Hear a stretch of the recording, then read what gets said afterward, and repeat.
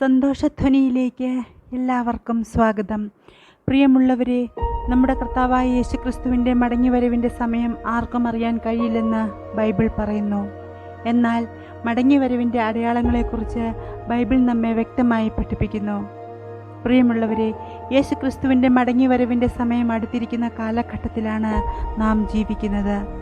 യേശുവിൻ്റെ വരവിൻ്റെ അവസാന നാളുകളിലാണ് നാം ജീവിക്കുന്നതെന്ന് വിശ്വസിക്കാനുള്ള 5 കാരണങ്ങളാണ് ഞാനിവിടെ പറയുവാനായി ആഗ്രഹിക്കുന്നത്. അന്ത്യകാല അടയാളങ്ങളുടെ ആദ്യ വിഭാഗം പ്രകൃതിയുടെ അടയാളങ്ങളാണ്. വിശുദ്ധ ലൂക്കോസിൻ്റെ സുവിശേഷത്തിൽ യേശു ഈ വിഭാഗത്തെക്കുറിച്ച് പരാമർശിച്ചു. ഭൂകമ്പങ്ങളും പലയിടങ്ങളിലും മഹാമാരികളും ക്ഷാമങ്ങളും ഉണ്ടാകും. ആകാശത്തു നിന്ന് ഭീകരവും ഭയങ്കരവുമായ അടയാളങ്ങളും ഉണ്ടാകും. അടയാളങ്ങൾ പ്രസവവേദന പോലെ ആയിരിക്കുമെന്ന് യേശു പറഞ്ഞു. അതായത് ക്രിസ്തുവിൻ്റെ തിരിച്ചുവരവിനോട് നാം അടുക്കുന്തോറും അവയുടെ തീവ്രത വർദ്ധിക്കും. മറ്റൊരു വിധത്തിൽ പറഞ്ഞാൽ ഇടയ്ക്കിടയ്ക്കുള്ള പ്രകൃതി ദുരന്തങ്ങളുടെ എണ്ണം കൂടുകയും ചെയ്യും. അന്ത്യകാല അടയാളങ്ങളുടെ രണ്ടാമത്തെ വിഭാഗം സമൂഹത്തിൻ്റെ അടയാളങ്ങളാണ്. 2 തിമോത്തിയോസ് 3-ാം അധ്യായത്തിൽ വിശുദ്ധ പൗലോസ് ഈ വചനങ്ങൾ എഴുതിയപ്പോൾ ഈ വിഭാഗത്തിലുള്ള അടയാളങ്ങളെക്കുറിച്ച് പരാമർശിച്ചു. ഇത് മനസ്സിലാക്കുക: അവസാന നാളുകളിൽ ദുഷ്കരമായ സമയങ്ങൾ വരും. മനുഷ്യർ സ്വസ്നേഹികളും പണസ്നേഹികളും പൊങ്ങച്ചക്കാരും അഹങ്കാരികളും ദൂഷകന്മാരും മാതാപിതാക്കളെ അനുസരിക്കാത്തവരും നന്ദികെട്ടവരും അശുദ്ധരും സ്നേഹമില്ലാത്തവരും ഇണങ്ങാത്തവരും ദ്രോഹകരമായ ഏഷണിക്കാരും ആത്മനിയന്ത്രണമില്ലാത്തവരും ക്രൂരന്മാരും നന്മയെ വെറുക്കുന്നവരും വഞ്ചകരും വീണ്ടു വിചാരമില്ലാത്തവരും അഹങ്കാരികളും ദൈവത്തെ സ്നേഹിക്കുന്നതിനു പകരം സുഖഭോഗങ്ങളെ സ്നേഹിക്കുന്നവരും ആയിരിക്കും. പ്രിയരേ, ഈ ഭാഗം ഇന്നത്തെ ഒരു വാർത്താ സംപ്രേഷണം പോലെ തോന്നുന്നില്ലേ? ഈ കൊച്ചു കേരളത്തിൽ തന്നെ നടക്കുന്ന എത്ര വക്രത നിറഞ്ഞ സംഭവങ്ങളാണ് നാം ദിനംപ്രതി കേൾക്കുന്നത്. അന്ത്യകാലത്ത് ആളുകളെ സ്നേഹിക്കുമെന്ന് പറയുന്ന 3 കാര്യങ്ങൾ ശ്രദ്ധിക്കുക: സ്വയം, പണം, ആനന്ദം. സ്വയസ്നേഹം മാനവികതയാണ്, ഹ്യൂമനിസം. അതായത് മനുഷ്യന് സ്വന്തമായി എന്തും നേടാൻ കഴിയുമെന്ന വിശ്വാസം. അത് അന്ത്യകാല മതമാണ്. പണസ്നേഹം ഭൗതികവാദമാണ്, മെറ്റീരിയലിസം. നിങ്ങളുടെ മതമാകുമ്പോൾ നിങ്ങളുടെ ദൈവം പണമായിരിക്കും. ആനന്ദസ്നേഹം പരാമർശിക്കപ്പെടുന്ന 3-ാമത്തെ സ്നേഹമാണ്. ഇതാണ് സുഖാനുഭൂതി, ഹിദോനിസം. മാനവികത, ഭൗതികവാദം, സുഖാനുഭൂതി എന്നിവ തിരഞ്ഞെടുക്കുമ്പോൾ ഫലം നിരാശയായിരിക്കും. നൈലിസം, അതായത് എല്ലാ മതപരവും ധാർമ്മികവുമായ തത്വങ്ങളെ നിരാകരിക്കുമ്പോൾ ജീവിതം അർത്ഥശൂന്യമാകുന്നുവെന്ന വിശ്വാസം. ശ്രദ്ധിക്കുക: ഗർഭചിത്രം, ലൈംഗിക വൈകൃതം, ഗാർഹിക പീഡനം, ബാലപീഡനം, ദൈവദൂഷണം, അശ്ലീലം, മദ്യപാനം, മയക്കുമരുന്നുപയോഗം, ചൂതാട്ടം എന്നിവയാൽ വലയം ചെയ്യപ്പെട്ട ഒരു സമൂഹത്തിലാണ് നാം ജീവിക്കുന്നത്. പഴയ നിയമത്തിലെ നോഹയുടെ കാലത്തെ പോലെ ആളുകൾ സ്വന്തം ദൃഷ്ടിയിൽ ശരിയായത് ചെയ്യുന്നു. അതിൻ്റെ ഫലമായി ആളുകൾ തിന്മയെ നന്മയെന്നും നന്മയെ തിന്മയെന്നും വിളിക്കുന്നു. പ്രിയമുള്ളവരെ, അന്ത്യകാല അടയാളങ്ങളെക്കുറിച്ചാണല്ലോ നിങ്ങൾ കേട്ടുകൊണ്ടിരിക്കുന്നത്. ശ്രദ്ധിക്കുക: അന്ത്യകാല അടയാളങ്ങളുടെ 3-ാമത്തെ വിഭാഗം ആത്മീയ അടയാളങ്ങളാണ്. 2 തിമോത്തിയോസ് 4-ാം അധ്യായത്തിൽ ഇങ്ങനെ പറയുന്നു: അവർ പത്യോപദേശം പുറത്താതെ കർണരസമാകുമാറ് സ്വന്തം മോഹങ്ങൾക്കൊത്തവണ്ണം ഉപദേഷ്ടാക്കന്മാരെ പെരുക്കുകയും സത്യത്തിന് ചെവി കൊടുക്കാതെ കെട്ടുകഥ കേൾക്കാൻ തിരികുകയും ചെയ്യുന്ന കാലം വരും. സ്വന്തം ആഗ്രഹങ്ങൾക്കനുസൃതമായ ഉപദേഷ്ടാക്കന്മാരെ ശേഖരിക്കുകയും സത്യത്തിൽ നിന്ന് ചെവി മാറ്റി കെട്ടുകഥ കേൾക്കാനായി മാറുകയും ചെയ്യുന്ന സമയം എന്ന് പറഞ്ഞിരിക്കുന്നു. നമ്മുടെ കർത്താവായ യേശു ഏറ്റവും കൂടുതൽ പരാമർശിച്ചത് വ്യാജക്രിസ്തുക്കളും അവരുടെ ആരാധനക്രമ ഗ്രൂപ്പുകളുമാണ്. അന്ത്യകാലത്ത് വളരെ പോസിറ്റീവായ ചില ആത്മീയ അടയാളങ്ങൾ ഉണ്ടാകുമെന്ന് നമ്മോട് പറഞ്ഞിട്ടുണ്ട്. പല സ്ഥലങ്ങളിലും പരിശുദ്ധാത്മാവിൻ്റെ പ്രവർത്തനം മുഖാന്തരം വലിയ ആത്മീയ അത്ഭുതങ്ങളും അനുഗ്രഹങ്ങളും ചൊരിയപ്പെടുകയും ലോകമെമ്പാടും സുവിശേഷം പ്രസംഗിക്കപ്പെടുകയും ചെയ്യുന്നു.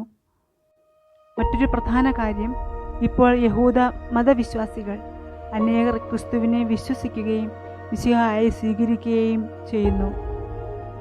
മിശിഹാനിക് ജ്യൂസ് എന്നാണ് അവർ അറിയപ്പെടുന്നത്. ഈ അവസാന നാളുകളിൽ അനേകർ യേശുവിനെ രക്ഷിതാവും കർത്താവുമായി സ്വീകരിക്കുകയും മാനസാന്തര ജീവിതം നയിക്കുകയും ചെയ്യുന്നു. Glory to God. പ്രിയമുള്ളവരെ, എബ്രായ പ്രവാചകന്മാർക്ക് കർത്താവ് നൽകിയ അന്ത്യകാല പ്രവചനങ്ങൾ പലപ്പോഴും മനസ്സിലായിരുന്നില്ല. ദാനിയേൽ പ്രവചനം 12-ാം അധ്യായത്തിൽ ഒരു നല്ല ഉദാഹരണം കാണാം.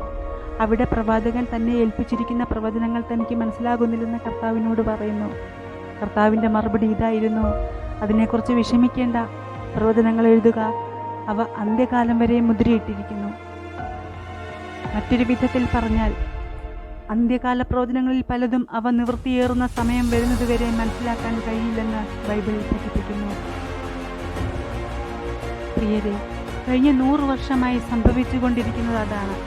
ചരിത്രപരമായ സംഭവ വികാസങ്ങളും ഇപ്പോൾ നമുക്ക് മുൻപ് ഒരിക്കലും മനസ്സിലാക്കിയിട്ടില്ലാത്ത അന്ത്യകാല പ്രവചനങ്ങൾ മനസ്സിലാക്കാൻ സാധ്യമാക്കുന്നു.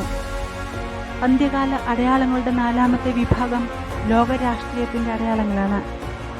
മത്തായി എഴുതിയ സുവിശേഷം 24-ാം അധ്യായത്തിൽ കർത്താവായ യേശു ആ വിഭാഗത്തെക്കുറിച്ച് പരാമർശിച്ചു. നിങ്ങൾ യുദ്ധങ്ങളെയും യുദ്ധശ്രുതികളെയും കുറിച്ച് കേൾക്കും. ജാതികൾ ജാതികൾക്കെതിരെയും രാജ്യം രാജ്യത്തിനെതിരെയും എഴുന്നേൽക്കും. ലോകരാഷ്ട്രീയത്തിൻ്റെ വളരെ കൃത്യമായ ഒരു അന്ത്യകാല ക്രമീകരണം ബൈബിൾ പ്രവചിക്കുന്നു. ഇസ്രായേൽ രാഷ്ട്രം അതിൻ്റെ മാതൃരാജ്യത്ത് പുനഃസ്ഥാപിക്കപ്പെട്ടതായി ചിത്രീകരിക്കപ്പെടുന്നു. അതിനെ നശിപ്പിക്കാൻ ലക്ഷ്യമിടുന്ന ശത്രുക്കളായ അറബായൽക്കാരാൽ ചുറ്റപ്പെട്ടിരിക്കുന്നു. 1948 മെയ് മാസത്തിൽ ഇസ്രായേലിൻ്റെ സ്വാതന്ത്ര്യ പ്രഖ്യാപനം മുതൽ മിഡിൽ ഈസ്റ്റിലെ സ്ഥിതി ഇതാണ്. റോമൻ സാമ്രാജ്യം പുനർജീവിക്കപ്പെടുമെന്ന് ദാനിയേൽ പ്രവചിച്ചു. ചാർലിമേൻ, നെപ്പോളിയൻ, ഹിറ്റ്ലർ തുടങ്ങിയ പലരും ബലപ്രയോഗത്തിലൂടെ ചെയ്യാൻ ശ്രമിച്ചതുപോലെ. എന്നാൽ പ്രവചനം അതിൻ്റെ പൂർത്തീകരണത്തിനായി ദൈവത്തിൻ്റെ സമയത്തിനായി കാത്തിരിക്കേണ്ടി വന്നു. 2-ാം ലോക മഹായുദ്ധത്തിന് ശേഷം അത് സംഭവിച്ചു. യൂറോപ്യൻ യൂണിയൻ എന്ന സൂപ്പർ പവറായി രൂപാന്തരപ്പെട്ട യൂറോപ്യൻ പൊതുവിപണിയുടെ രൂപീകരണത്തോടെ. ഇന്ന് നിവൃത്തിയേറിക്കൊണ്ടിരിക്കുന്ന ജെറുസലേമിൻ്റെ നിയന്ത്രണത്തെ ചൊല്ലി അന്ത്യകാലത്തെ ലോകത്തിലെ എല്ലാ രാഷ്ട്രങ്ങളും ഇസ്രായേലിനെതിരെ ഒന്നിച്ചു കൂടുമെന്ന് പ്രവചിക്കപ്പെടുന്നു.